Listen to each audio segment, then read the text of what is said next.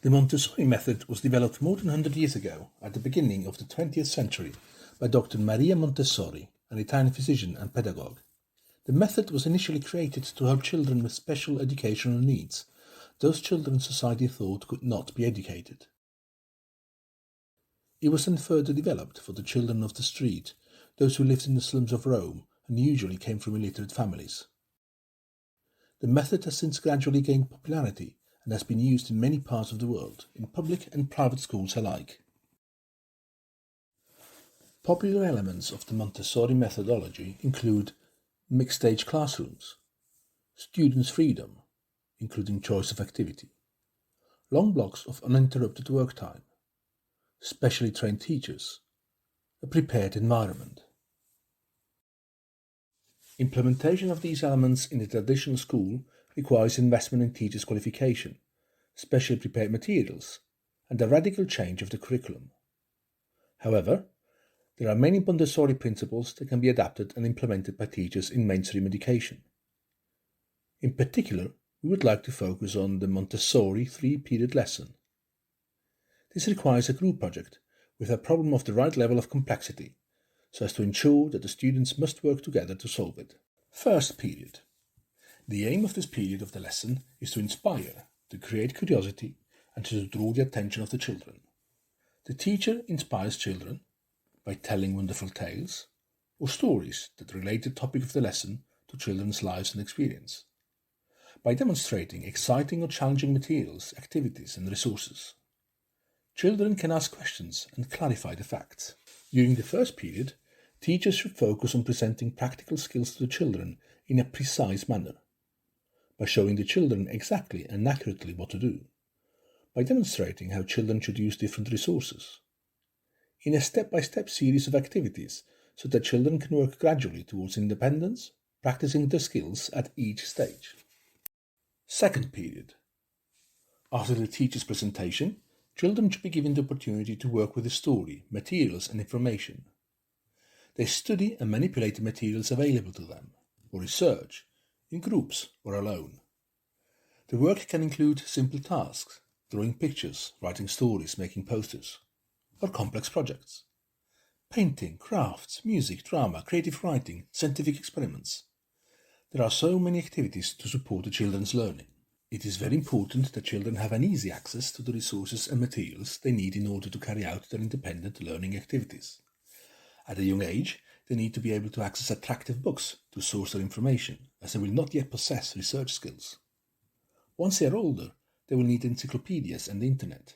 They will need access to a library, a computer, or a telephone for their research. Taking the learning outdoors will be an important part of research too. STEAM in practice. If children are studying geography, they can use a simple chemical experiment to recreate a volcano. Or they may go on a field trip to study local geology. When studying early human history, they may build a model cave and stone implements, or they may experiment ways to make a fire. When studying biology, they can paint butterflies, or research classification on the internet. The list of possibilities is endless, limited only by the teacher's ability to prepare the necessary resources. Third period. In the third and final period, the children present their knowledge to the world. This requires a different set of skills, presentation skills.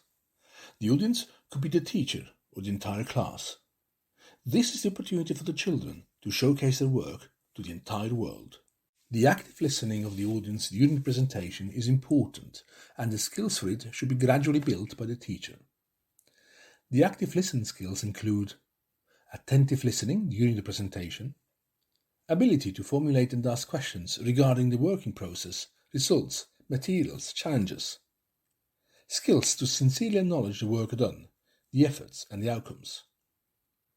The feedback received from the outside world will prepare the children to go further in their learning. Possible mistakes. Some teachers make the mistake of presenting wonderfully exciting lessons, but without independent activities for the children to follow up. Other potential mistakes are executing the tasks on behalf of the pupils and imposing some restriction of movement. The children need activities to help them to absorb the information they received along the inspiring presentation. How to achieve better results. Engage children in the creation and the manipulation of materials. Let them work with their hands. Give children plenty of opportunities to move freely, to interact, and to engage.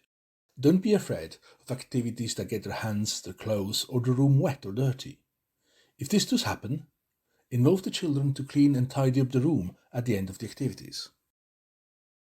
How can this be applied on a practical level in a non-Montessori school? It might be difficult to give time to children for independent and uninterrupted work on a single topic, or for them to work with certain materials. However, the 3-period lesson can be used in integrated project-based learning. First, the children are introduced to a topic. Second, the children engage in research and discover more. They internalize information, and research can be easily substituted with art. Third, the children share their findings with the group. This sequence is applicable to any subject. It is about inspiring and empowering children to discover the world that surrounds them.